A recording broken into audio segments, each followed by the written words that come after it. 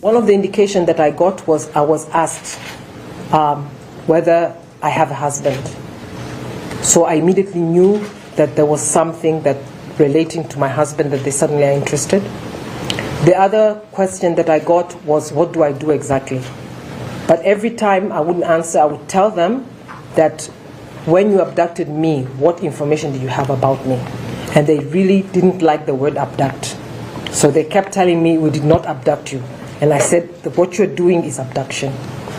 I didn't get to see their faces. There's one of them, I know that when they were taking me, I looked into his face, but he was wearing a mask and a cap. I saw only his eyes. The others I didn't see. But I think my sense tells me that they were younger, based on the voice and the way they're young, the ones behind, and the ones in front, unfortunately, I've not been able to interact with. Why now? 2025 is a watershed year for Tanzania. There is going to be a general election where for the first time we're going to be seeing the citizenry more awake than ever before. There is a much more bigger awareness, however the repression is getting very big.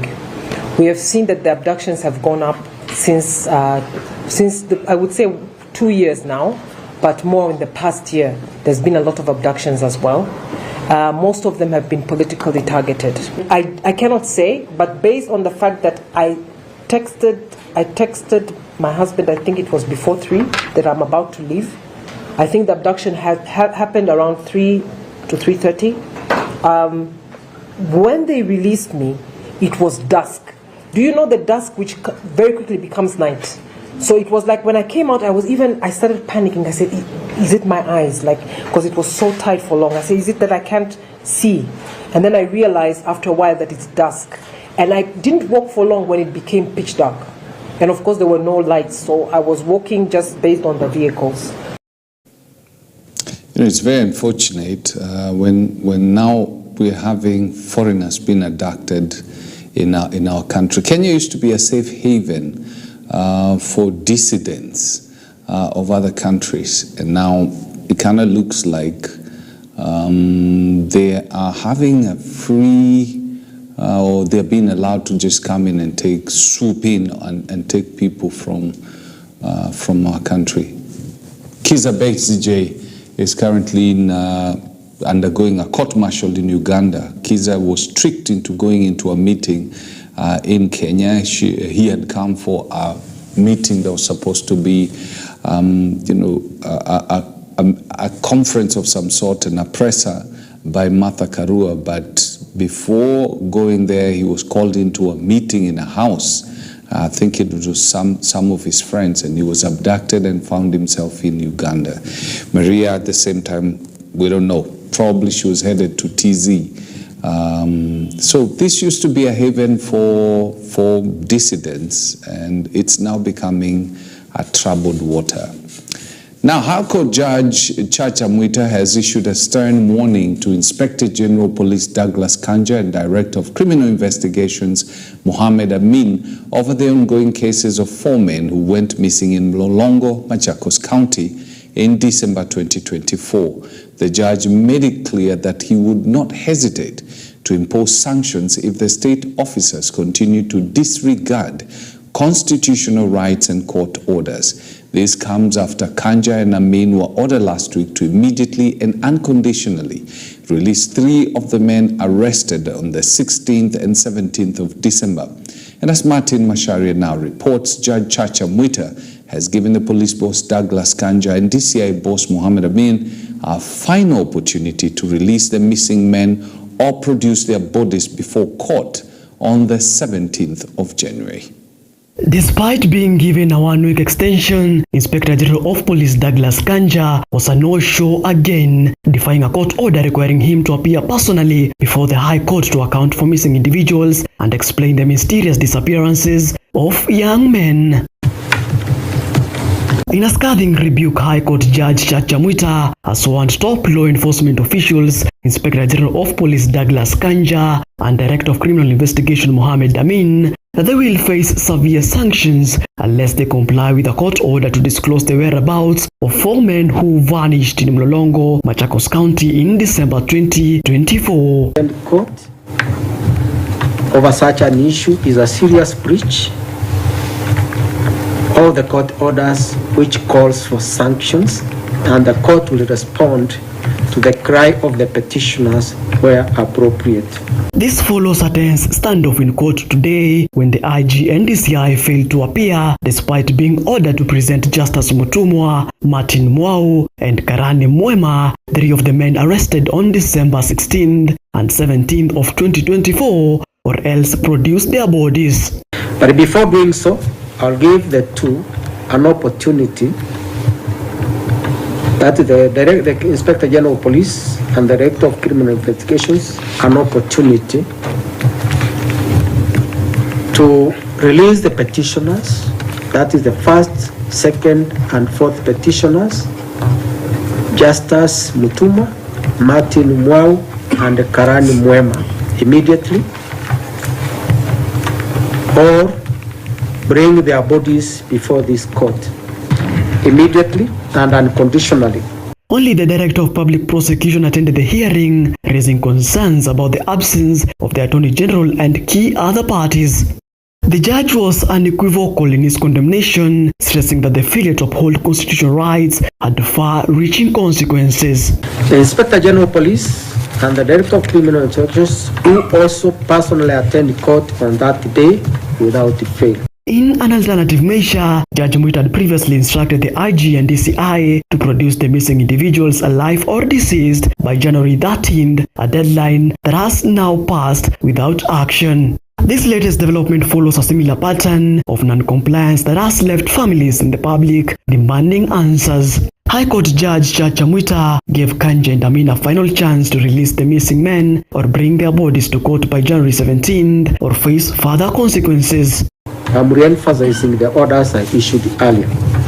In the alternative, the Inspector General of Police and the Director of Criminal Investigations do present bodies of Justus Mutumwa, Martin Mwau, and Karani Mwema before this court on 17th of January 2025 at 10 a.m. As the legal saga continues, other individuals missing under suspicious circumstances remain at the center of the investigation. Martin Masharia, EBN TV, Nairobi. Well, those are the two faces of impunity. Now, meanwhile, Chief Justice Martha Koome says that the judiciary will work with the Ethics and Anti-Corruption Commission and the police to fight brokers who negotiate for bribes on behalf of judges and magistrates, or those judges and magistrates who broker for bribes on their behalf. The Chief Justice was speaking during the swearing ceremony of the EACC CEO Abdi A. Mahmood at the Supreme Court building. The CEO of the Anti-Corruption Commission has said that he will ensure that all proceeds of crime are recovered from civil servants who are found guilty of corruption offenses. As I assume office today, I am acutely aware of the huge responsibilities and expectations Kenyans bestow upon the Ethics and Anti-Corruption Commission. Further, I am cognizant of the adverse effects of corruption to the well-being of our nation. In fact, in many studies, corruption has been identified as one of the key challenges that our country faces. In that regard, I wish to offer my commitment and fidelity to the oath of office that I subscribed to in combating corruption, economic crimes, and unethical conduct in our country. We have identified 3 key strategies that we will use in future to prioritize the fight against corruption. The first strategy that we have identified is the tracing and recovery of corruptly acquired assets, especially the unexplained assets by public officials. The reason for prioritizing this strategy is on realization that people engage in corruption mainly for the gain that accrue from it. We therefore must deny these people from enjoying what they stole. This position calls for leadership, resilience, and unwavering commitment to the principles of justice, the principles of good governance, and accountability. Therefore, as you assume this role of CEO, you are not taking it up. You are not just taking it up as a position of authority, but also you will be embracing the trust and the confidence of Kenyans who will be looking up to you with great hope and expectation. So, by the statement she has made, she's admitted there are people who are brokering for, judges and magistrates to get bribes. And as they do this, they pervert justice. And this is a very unfortunate state, but the Lord will help us with this corruption creature. Well, aviation studies at Mangu High are expected to be promoted to another level after the national school received a decommissioned Boeing 737-700 aircraft from Kenya Airways. Now, according to representatives of the national carrier, the move is an effort to inspire students to pursue careers in aviation and inspire the next generation of aviation workers. Students at the public learning institutions will now perfect their studies to become aviators, engineers, and innovators, as they will now receive hands-on training as part of their aviation education learning. After months of planning, including an advisory to motorists by Kenya National Highways Authority to be cautious when overtaking abnormally wide load, the plane was driven on a truck to its new home. The plane that set off from Jomo Kenyatta International Airport was donated to Mangu High School as part of collaboration or celebrations for the Education Center's centenary milestone in education and aviation. Now, according to Anthony Minor, the board chair, Mangu High School, students at the institution will now get first-class aviation training, adding that learners will also get training about Kenyan and global aviation markets. This aircraft then forms a basis of our journey towards making Mangu a center of excellence in aviation studies. We're looking forward to utilizing this very great asset in educating our young. This aircraft is going to spur the teaching of aviation in Mangu High School. So far we are doing well. It has coincided with the time when the school has also performed very well in KCSE examination. So the boys are very excited and we are happy. This is a great moment for not only Mangu High School but the country and the aviation sector, in that this asset definitely will improve on the quality of what personnel will be channeled out of not only this school but within the industry for the betterment of the country. So what a coincidence. You guys, you've done very well, and we've decided to give you the gift at this moment in time. So first of all, congratulations for the guys who did very well, and this gift is a strategic tool for you guys to now start learning aviation. It's not just only the aircraft. You guys, you need now to use this tool to see the impossibilities becoming possibilities. You need now to start thinking outside the box, because the future, where you guys, you are going to be now the leaders, the contemporary challenges you are facing now is not what you guys will be facing in the future. So I kindly request you guys, when we have handed over the aircraft fully, even though we faced a lot of challenges, by the way, maybe I could mention a few of the challenges. And actually these challenges we face today, it is a test. So that's the difference between going to a group of schools and going to school in groups. There are those who go to the group of schools and those who go to school in groups. That's where you notice. I heard somebody saying that this is where other children are being taught the parts of a locust. Children at Mangu High are being taught the parts of a plane. President William Ruto yesterday officially opened the Lenana School primary tuition block and handed over school uniforms to more than 2,005 learners in Ng'ano, Dagoretti South. The head of state said the government is building more than 3,500 new classrooms in Nairobi County to accommodate the increased enrollment of children in schools. He at the same time said Kenya educate, mentor, and support children to exploit their talents so that they can productively contribute to the transformation of our country.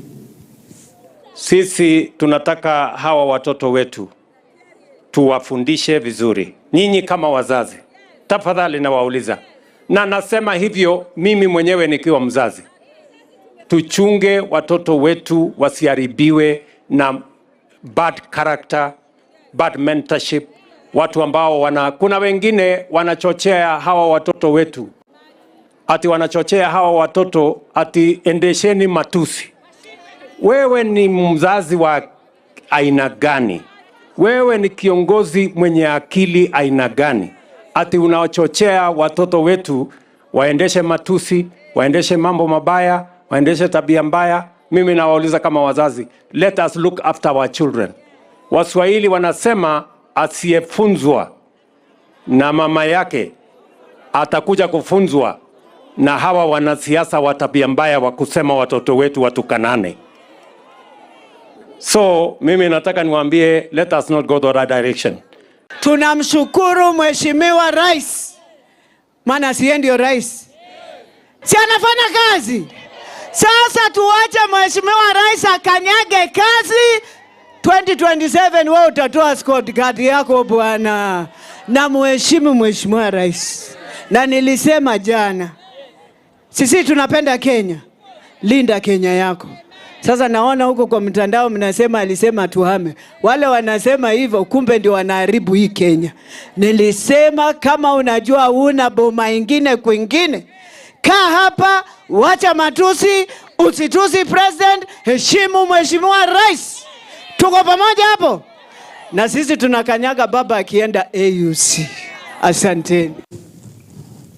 You know, as we talk about role models and people who would teach our children good manners, unfortunately in Kenya, politicians are not a good examples. They're the ones who are teaching our children the worst of manners. Like around this period, they're insulting each other on TV, they're calling one another all kind of things. So they're not good role models to our children. Probably we should keep politicians away from our kids. Now, residents of Cheborwor in Keses, Uasin Gishu, have come out strongly to condemn and distance themselves from a group of youth who heckled some leaders during President William Ruto's development tour of the North Rift region.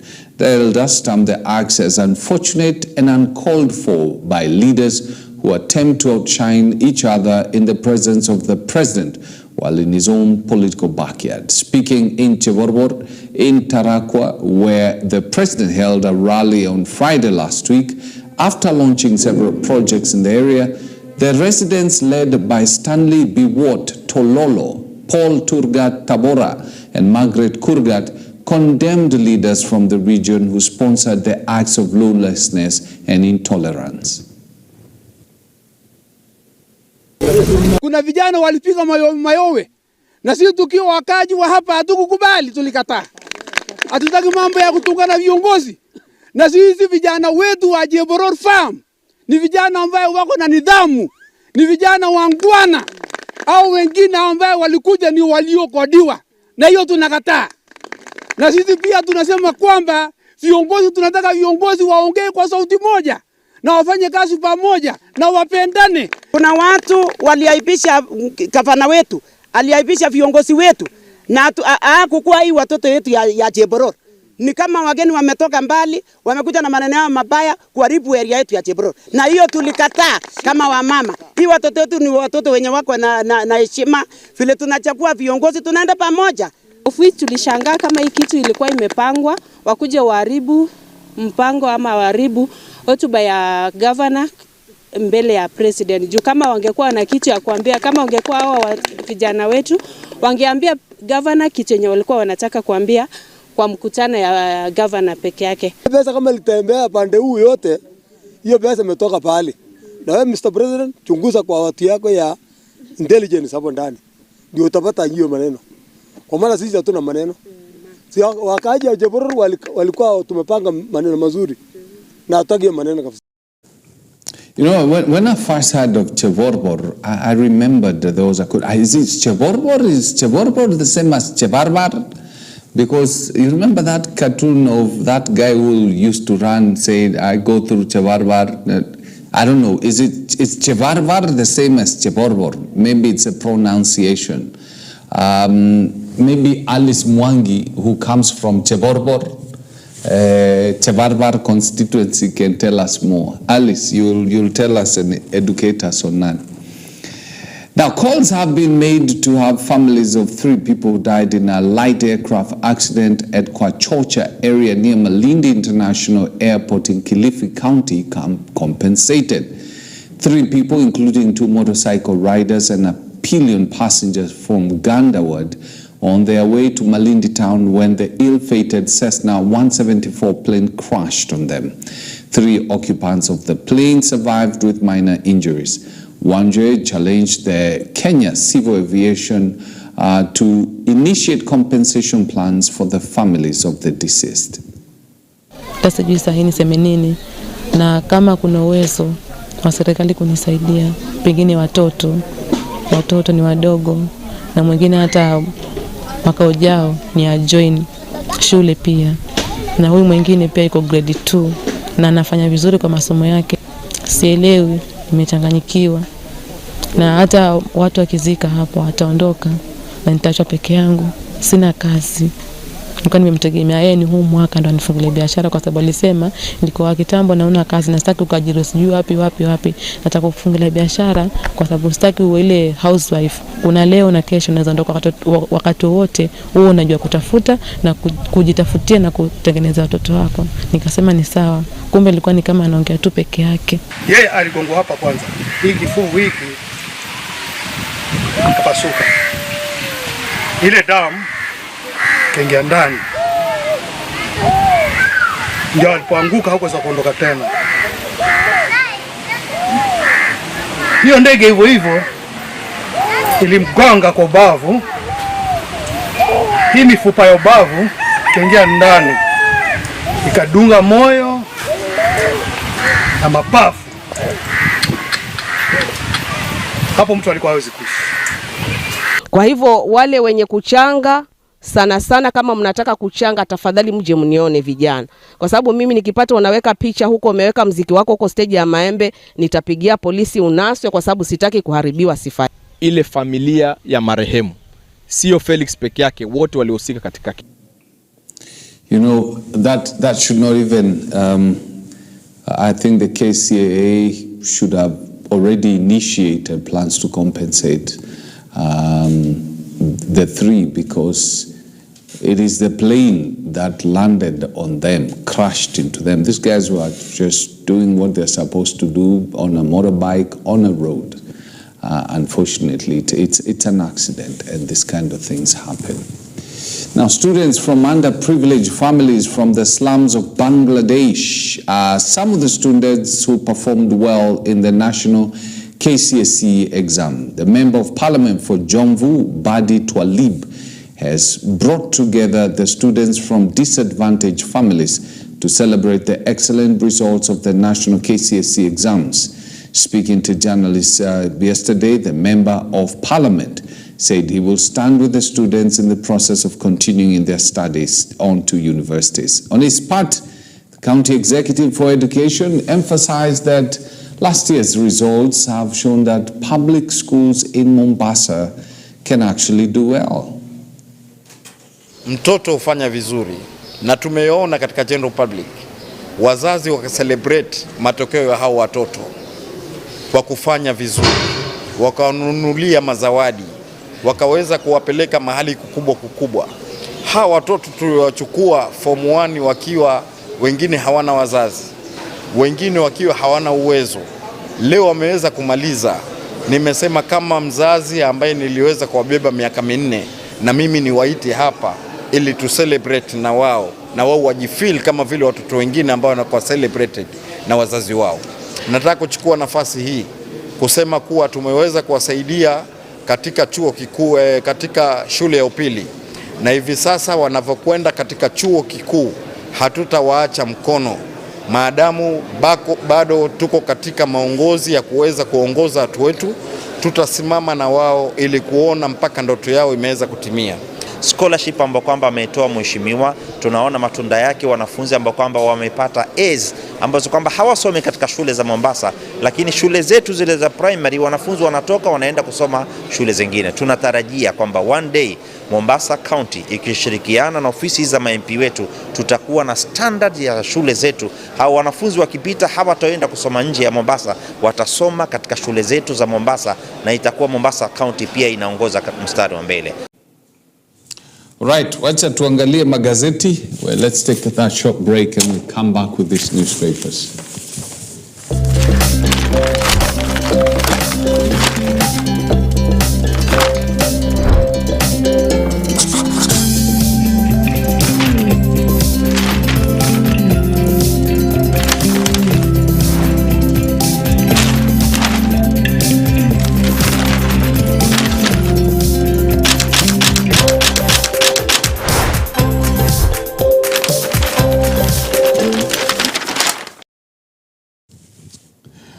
Well, there's definitely something happening within President William Ruto's cabinet. There's a lot of discontent. You saw there's a gentleman who resigned yesterday, and this has been captured in the dailies today. The Standard says resignation fears in Ruto's cabinet. Resignation fears in Ruto's cabinet. As President Ruto grapples with escalating dissent within his cabinet, the stepping down of a senior official yesterday and discontent among appointment point to deeper fractures. This is interesting. You can remember yesterday we highlighted on Sunday, Public Service Cabinet Secretary J.B. Muturi basically held a presser and condemned the abduction that has been happening. You remember during the Gen Z's demonstration, his own son had been abducted, and he says, you know, these guys have not given me the reason why my son was abducted or by whom. And every time I keep on asking, my calls are being ignored. So he came out like that, and well, he says he's not afraid of being sacked. Raila has gotten more support for AUC. African Union Chair candidate Raila Odinga shares pleasantries with Zimbabwean President Emerson Mnangagwa in Harare. That's a country that has decided to support him. Then grade 9 learners confront teacher shortage and crowded classrooms. Shortage of TB vaccine hits put children at risk. And then cracks in Ruto's cabinet widen amid murmurs of resignations. Then Uhuru allies to appear before MPs for cabinet position vetting. You know, it's pretty interesting, and that's the reason why I made up my mind. I mean, for me, I will never put my faith in politicians. Politicians, if you trust in men, you will definitely get disappointed. You just trust in God, because I'm seeing that some of the individuals are standing before cabinet, or parliament, to be vetted as cabinet secretaries. Somebody like former Kiambu Governor William Kambogo said he would never, ever, ever work with President William Ruto, but it's all about interest. He's now, he's happy to work with the president, isn't he? So you focus on your interest, because I think that's the thing, that's a message that is being told. And then there's a very troubling thing. This police boss, the Inspector General and DCI boss, when they start, ignoring summons by courts, what are they telling us? And that's why I'm saying these government officials have become the worst role models for our children. Because if they start disobeying, Alan is a lawyer and he's here, and I think that's where it's happening.